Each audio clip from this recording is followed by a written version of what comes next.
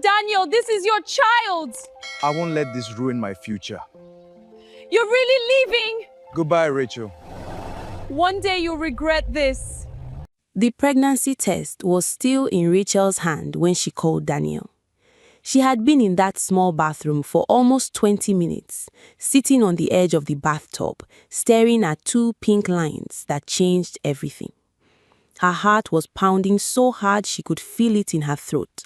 But beneath the fear, beneath the shock, there was something warm spreading through her chest, something that felt like joy.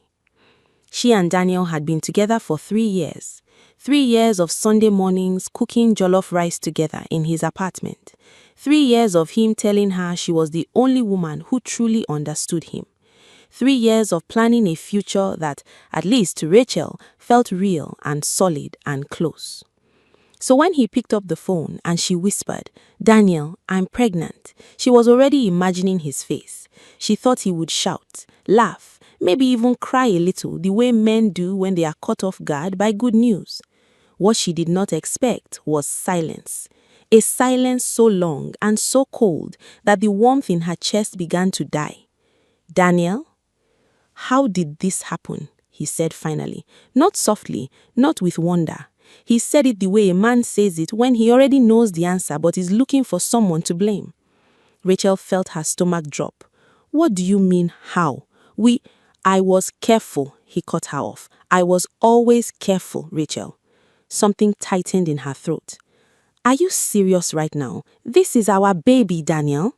He said nothing for a moment. She could hear him breathing, slow, calculated, the breathing of a man making a decision. "I need to think," he said, and he hung up. She sat in that bathroom for another hour, staring at the two pink lines. The tile floor was cold beneath her feet. Outside, rain was beginning to fall, tapping softly against the small window above the sink.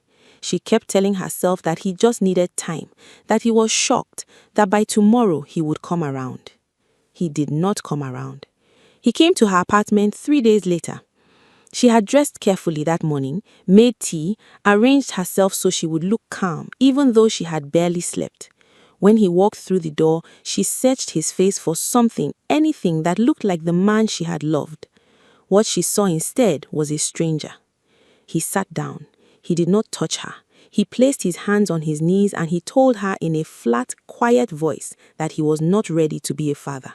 That this pregnancy would destroy everything he had worked for, that he had a business to build, connections to maintain, a life that could not afford this kind of complication. Rachel stared at him. "A complication?" she whispered. "Daniel, this is our child." "You did this on purpose," he said. "You wanted to trap me." The words hit her like a slap. She felt tears rising, but she refused to let them fall, not in front of him, not while he was looking at her with that cold, distant expression, as if she were a problem he was trying to solve, rather than the woman he had held every night for 3 years. "Get out," she said. He left without looking back. 2 weeks later, she heard from a mutual friend that Daniel was already seeing someone new, a woman named Vanessa, from a wealthy family, a woman with money, connections, and most importantly, no pregnancy complicating the picture. Rachel sat with that news in the darkness of her bedroom, her hand pressed flat against her stomach, where a life was already quietly growing. She made herself a promise that night. She would not beg, she would not chase, she would not fall apart. Whatever it cost her, she would bring this child into the world and she would make sure that child knew from the very first breath that one parent had chosen them without hesitation. Nobody prepares you for what it feels like to be pregnant and alone. Not the books, not the women who smile and say you'll be fine. Not even the mother who holds your hand at the clinic and says the right things, but goes home to her husband every night while you go home to silence. Rachel's mother, Grace, was a good woman, strong, the kind of woman who had ironed her husband's shirts every morning for 30 years and never once complained. When Rachel told her about the pregnancy, about Daniel, about all of it, Grace sat quietly for a long time. Then she said, "You will carry this yourself. That is the only way." It was not harshness, it was honesty, and Rachel held on to it like a rope. She was working as an administrative officer at a small logistics company when her body began to change. The morning sickness came first, arriving without warning, sending her rushing to the bathroom at work while she prayed nobody noticed. Then the tiredness, a tiredness that sat in her bones like wet sand. She would finish a full day at the office, take a crowded bus home, climb 3 flights of stairs to her apartment, and collapse into bed, still wearing her work clothes. But she did not stop. Because stopping meant falling behind on rent. Stopping meant the hospital bills would pile up with nothing to answer them. Stopping meant Daniel had won. She cut expenses ruthlessly. She stopped eating out entirely. She sold the small television she had bought herself as a birthday gift the year before. She took on extra administrative work on weekends, typing reports and preparing documents for a lawyer's office nearby. Her fingers would cramp by midnight. She would flex them, breathe, and keep going. Some nights, she let herself feel it, the full weight of what had happened. She would lie on her side in the dark, one hand resting on the growing curve of her stomach, and she would talk to the baby. She did not know yet if it was a boy or a girl. She just talked. About her day, about small, ordinary things, about the kind of life she was going to build for them both. I don't know how yet, she admitted one night, her voice barely above a whisper. But I know I won't stop trying. There were hard moments, the kind that catch you in the middle of a perfectly ordinary day and remind you what you have lost. She saw Daniel once outside a restaurant in Victoria Island. He was with Vanessa. The woman was beautiful in the effortless way that money makes possible. She was wearing a cream dress and laughing at something Daniel had said, her hand resting lightly on his arm. Daniel saw Rachel first. His eyes found her across the street, and for one sharp, terrible second, he looked directly at her stomach. Then he looked away. He turned his back and walked Vanessa through the restaurant door, as if Rachel were a stranger, as if she were nothing at all. Rachel stood on that pavement for a moment, feeling the afternoon heat pressing down on her shoulders. Then she adjusted the strap of her bag, lifted her chin, and walked on. She was 7 months pregnant at the time. She had no room for grief that day, only forward. Ethan was born on a Tuesday morning in late November. The delivery was long and difficult. Rachel's mother was there, gripping her hand so hard she left marks. There were moments during those final hours when Rachel was sure her body could not take any more, when the pain was so complete it swallowed sound and thought and everything except the raw animal need to survive. And then he arrived. Screaming, furious, absolutely perfect. The nurse placed him on Rachel's chest and something inside her rearranged itself permanently. She looked at this small, red, wrinkled face and understood at once what all of it had been for. Every night she had cried, every morning she had dragged herself out of bed anyway, every silent prayer sent upward on a crowded bus going home to an empty apartment. It had been for him. She named him Ethan. And from that Tuesday morning, everything she did for Ethan. Before we go further, if this story is already moving something in you, take a second right now and subscribe, because the hardest part of this story is still ahead and you don't want to miss what happens next. Time, when you are a mother with no support, does not pass gently. It grinds, it pushes, it asks you every single morning whether you are sure you have what it takes, and it waits to see what your answer will be. Rachel's answer, every morning, was yes. Ethan was a curious child from the beginning. The kind of child who took apart his toy cars, not to be destructive, but because he genuinely needed to understand how the wheels turned. He asked questions constantly. Why the sky looked different before rain? Why some people on the street had no shoes? Why his mother sometimes sat very still at the kitchen table after she thought he was asleep, not moving, just staring at nothing. Rachel answered every question she could. The one question he had not yet asked, she braced herself for every year. Mama, where is my father? Ethan was 4 the first time he said it. They were at a school event. One of those bright Saturday mornings where parents and children do obstacle courses together on a dusty field. Every other child was being lifted or carried or cheered on by both a mother and a father. Ethan had looked around at all of it with those serious eyes of his. Then he had looked at Rachel. "Where is my father?" he said. Not with anger, just with that honest, uncomplicated curiosity that children carry before the world teaches them to protect themselves. Rachel crouched down in front of him so they were eye level. She held both his hands. She told him the truth, carefully, in the way you tell a child the truth. That his father was not with them, that this did not mean anything was wrong with Ethan, that some families were made of two people and their family was exactly as strong as it needed to be. Ethan nodded slowly, thought about it, then asked if they could go do the obstacle course. She laughed until her eyes filled with water. She worked 3 jobs during his primary school years: the administrative work, weekend typing, and for a period of almost 2 years, she rose at 4 in the morning to bake chin-chin and small pastries that she supplied to a canteen near her office.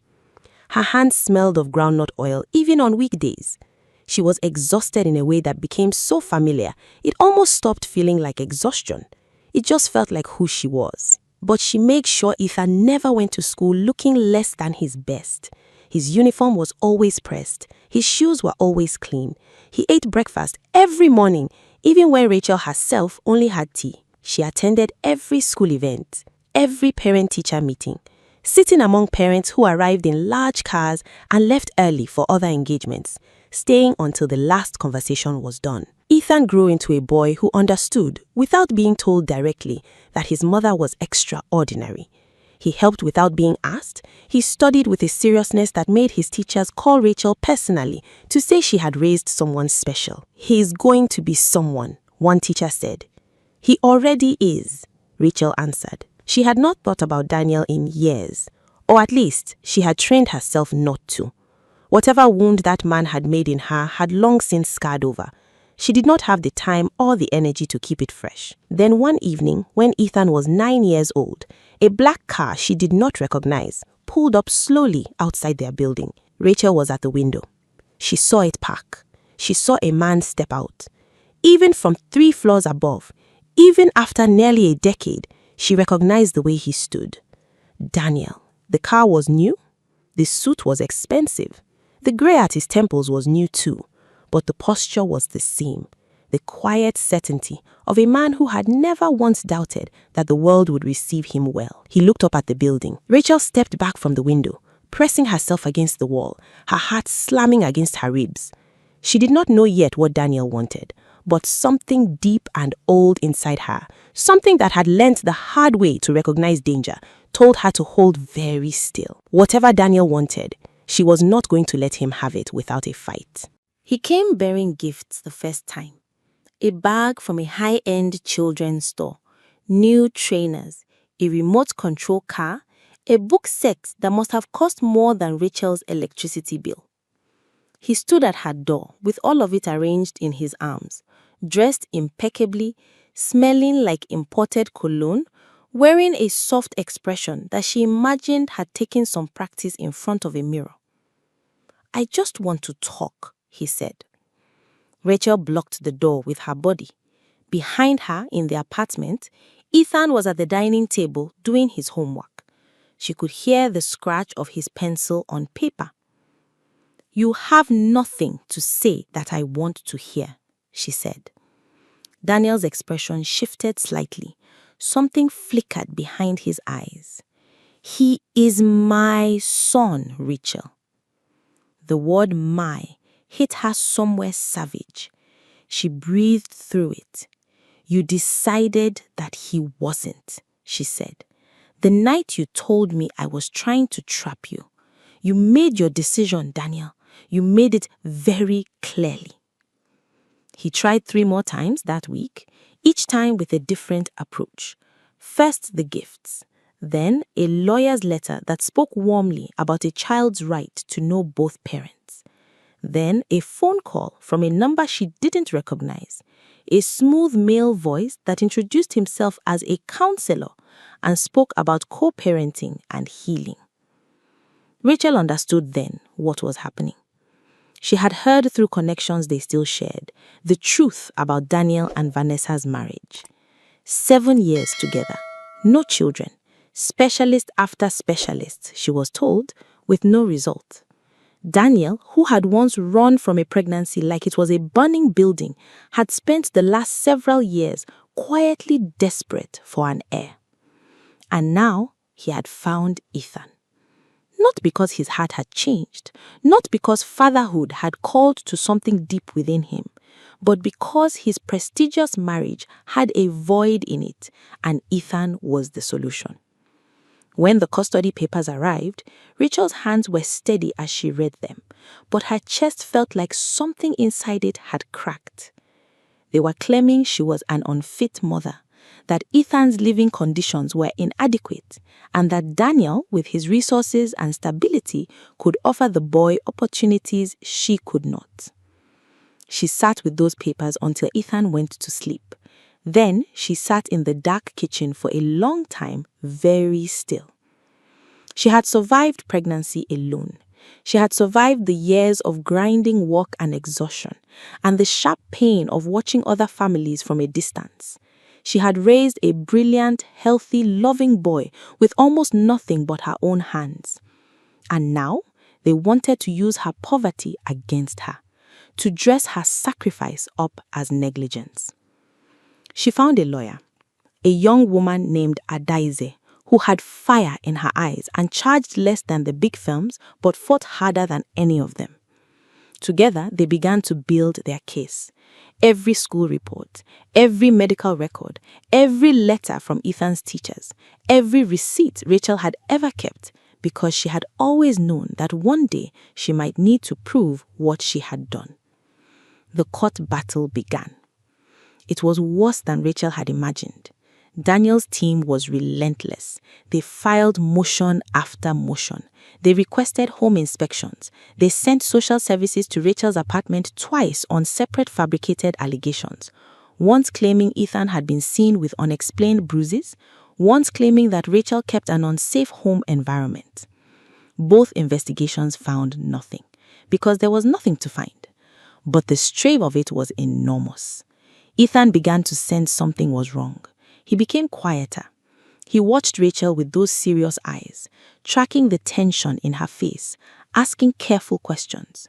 She told him as much of the truth as was appropriate for his age, that some adults were trying to cause problems, but that everything was going to be all right. She believed it when she said it. She had to. Then came the ruling for temporary custody. Rachel was in the courtroom when the judge read it. Temporary custody to Daniel, pending further review of both homes. She heard the words from a very far away, as if the sound of the courtroom had dropped into water. She turned to Adaize. Adaize's hand was on her arm. She was saying something. She could not hear it properly. All she could think was that she had to hold herself together long enough to get home, because Ethan would be watching, and she could not let her see her fall apart. She packed his overnight bag herself that weekend. She folded his school uniforms with care, tucked his favorite small notebook into the side pocket, included the photograph he kept on his bedside table, the one of the two of them at the beach from the year before, both squinting into the sun, both laughing at something neither of them could remember anymore. When Daniel's car came to collect him, Ethan stood at the door with his bag and looked at his mother. He was 10 years old, too young for this, too old to pretend he didn't understand what was happening. He said quietly, "Mama?" She said, "I know." She held his face in both hands. "You remember what I always tell you." "No distance changes it," he said. "No distance changes it," she repeated. She watched the car pull away until she couldn't see it anymore. Then she went inside, sat down on the floor with her back against the front door, and wept for a long time. Daniel's house was enormous. Ethan had a room of his own for the first time in his life. It had a proper desk, a bookshelf full of books still in their plastic wrapping, a television screen mounted on the wall, and a bed large enough to sleep 3 of him. Vanessa had arranged fresh flowers in a vase by the window, chosen the duvet herself, hung curtains in a color she said was calming. Ethan said thank you for all of it, the way Rachel had raised him to be polite. Then he sat on the edge of the bed and quietly took out the photograph from his bag and placed it on the bedside table. He watched, he listened, he said very little. He was 10 years old, but he had his mother's eyes, and her eyes had always seen clearly. He noticed that Daniel did not know his favorite food, that when Daniel asked about school, the questions were vague and generic, the questions of a man reading from a script rather than a father who had been paying attention. He noticed that Vanessa, though she was not unkind, looked at him sometimes with a hunger that was unsettling, not the hunger of love, the hunger of need, of a woman who had wanted something for a long time and was not quite sure what to do with it now that it was here. He noticed the tension between Daniel and Vanessa when they thought he was asleep, the low, controlled arguments behind the closed bedroom door. Once, clearly and precisely, he heard Vanessa say, "You did this for us, Daniel, not for him. Remember that." He lay very still in the dark after that, staring at the ceiling. Meanwhile, Daniel made errors. He was a man accustomed to buying his way through difficulty, and it had made him careless. In the rush of the custody case, he and Vanessa had pressured a neighbor of Rachel's to sign a statement claiming she had seen Ethan unsupervised on multiple occasions. The neighbor, an older woman named Mrs. Efosa, had signed reluctantly under pressure she later described as intimidation. Mrs. Efosa had a conscience. 3 weeks after signing, she contacted Adiaze's office. She came in person, she brought her original statement and a written account of how she had been approached, what she had been promised, and what she had been threatened with if she refused. She sat across from Adiaze and Rachel in a small office and told the truth in a steady, quiet voice. Adiaze worked through the night on the new submission. There was other evidence too, phone records that contradicted the timeline Daniel's team had presented, an email forwarded anonymously, later verified, showing correspondence between Daniel's lawyer and the social services officer who had conducted the second investigation. Correspondence that should never have existed between those two parties. The walls were cracking. Back in Daniel's house, Ethan had begun to ask questions. He asked Daniel one evening while they were sitting at the dinner table, with all its formal arrangement and its quiet discomfort, why he had not been there when Ethan was born, why he had not been there for any of it. Daniel was caught off guard. He stumbled through an answer about circumstances and complications and decisions that were difficult to explain. His voice was smooth, but his eyes were uneasy. Ethan looked at him for a long moment. "My mom never left," he said simply. "Even when things were hard, she never left." He went back to his food. Daniel sat very still. The court date for the full review was approaching. Rachel's legal team was now armed with Mrs. Efosa's testimony, the phone records, and the email correspondence. Adiaze had filed everything. She had also requested that the judge allow Ethan, given his age and the clarity of his expressed views, to provide a statement regarding his wishes. Rachel, sitting in Adiaze's office reviewing everything, felt for the first time in months that the ground beneath her was solid. "Are we ready?" she asked. Adiaze looked at her across the desk. "We've been ready," she said. "Now it's time for the truth to be loud." The courtroom was full that morning. Rachel wore the same simple dark dress she had worn to every hearing. She had not bought anything new. She had not wanted to perform anything other than what she was. She sat straight-backed beside Adiaze, her hands folded on the table in front of her, and she breathed evenly.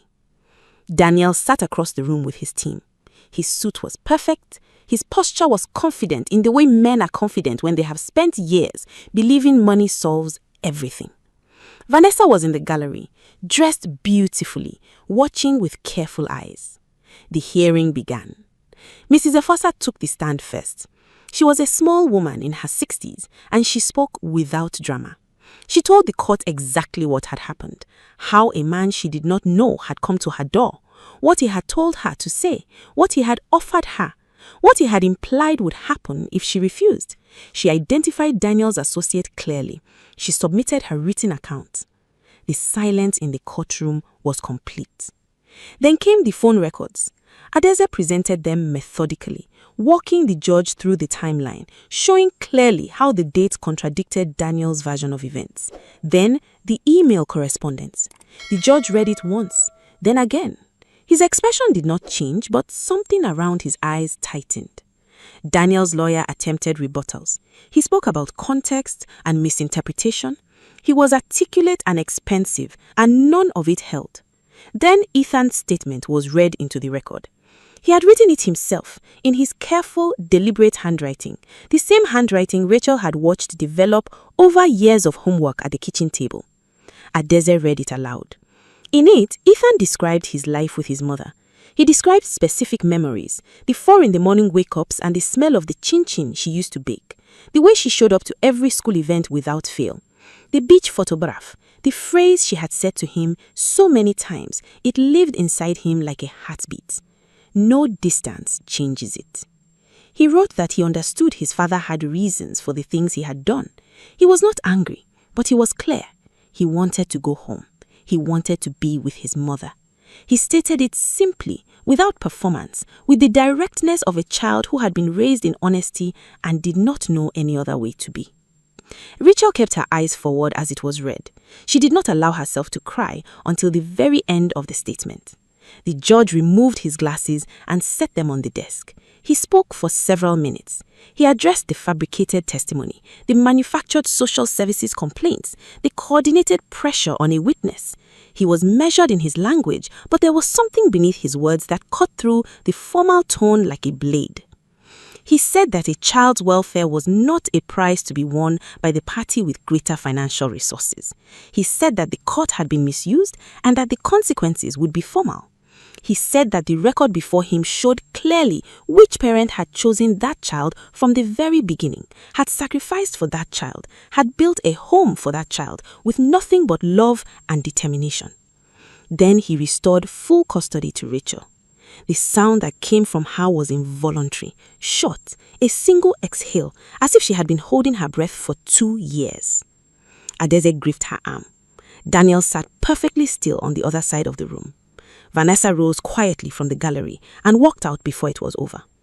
When Rachel stepped outside the courtroom into the open air, the afternoon light was white and warm on her face. She stood still for a moment, breathing it in. Ethan came home to her that evening. He walked through the door, dropped his bag, and came straight to where she was standing in the kitchen. He wrapped his arms around her waist and held on. He was tall now, growing fast. His head was almost at her shoulder. She held him back. She did not say anything for a long time. There was nothing that needed to be said. This was what she had worked for. Not validation, not revenge, not the satisfaction of watching Daniel lose. Just this. This boy, in this kitchen, in this home she had built for him out of everything she had. Daniel faced consequences in the months that followed. His legal team was formally reported for the misconduct. The associate who pressured Mrs. Efosa was investigated. Vanessa's family, protective of their name, quietly distanced themselves from the entire situation. The marriage that looked so perfect from the outside began to come apart under the weight of everything Daniel had done in its name. But the deepest consequence was not legal or financial. It was the morning, several weeks later, when Daniel sent a message through an intermediary asking if he might be allowed to speak with Ethan. Just to explain, just to be heard. Ethan was given the message. He read it. He thought about it for a day. Then he asked Rachel what he thought he should do. Rachel looked at her son. That is your decision, not mine. You are old enough to make it. Ethan nodded slowly. He thought about it one more time. Then he said, I don't need an explanation. I already know the truth. Maybe one day I'll be ready to talk to him, but right now, I'm okay. He picked up his textbook and went back to studying. Rachel watched him. This boy who was called a complication. This boy who was used as a pawn by a man who only remembered he was a father when it was convenient. This boy who came into the world already loved completely by one parent. He had grown into someone extraordinary. Not because Daniel had come back, because Rachel had never left. The truth always finds its way out. It may take time, it may take courage, but love that is real does not need money to back it up. It does not need lawyers or expensive gifts or influence. It shows up every morning, even when the world is not watching. And if this story moved you, share it with someone who needs to hear it today. Subscribe so you never miss a story from this channel, because every week we tell stories like this.